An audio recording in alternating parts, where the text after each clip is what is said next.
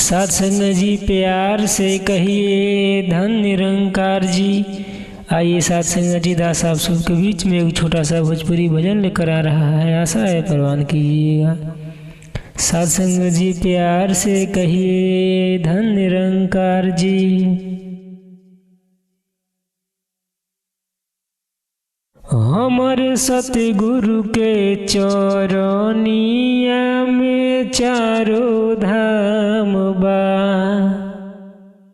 हो हमरे सतगुरु के चरनिया में चारों धाम बा।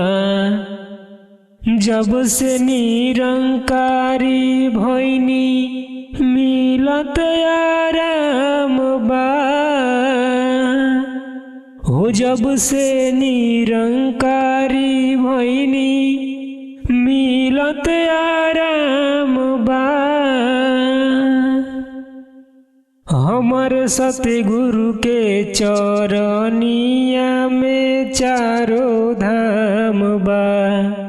हमर सतगुरु के चरनिया में चारों धाम बा।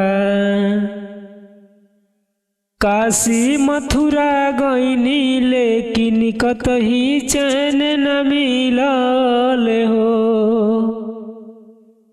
जब हमके ब्रह्म ज्ञान मिलल किस्मत के बगिया खिलल हो।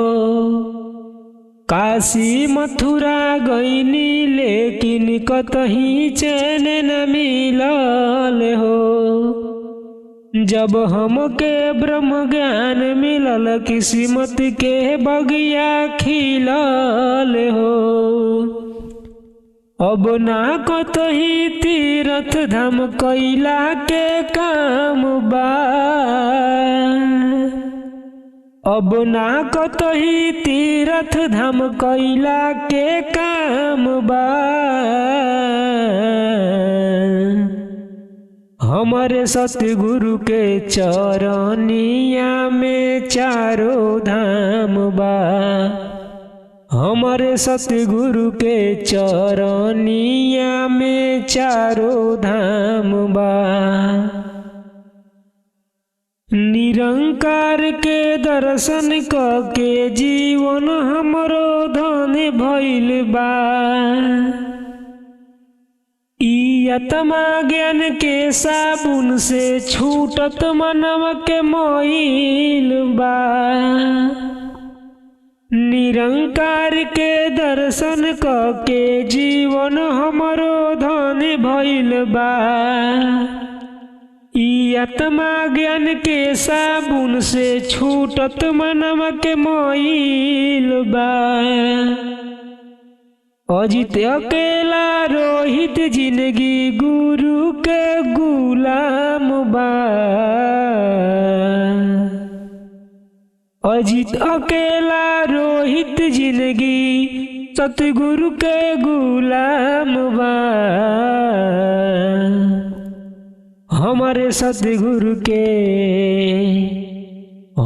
सतगुरु के चरनिया में चारों धाम बा।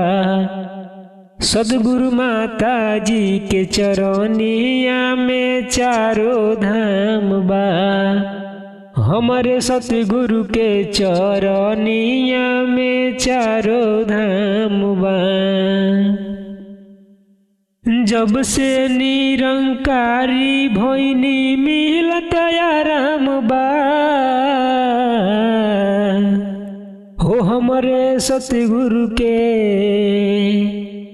हो हमरे सतगुरु के चरनिया में चारों धाम बा। सद्गुरु माता जी के चरनिया में चारों धाम बा।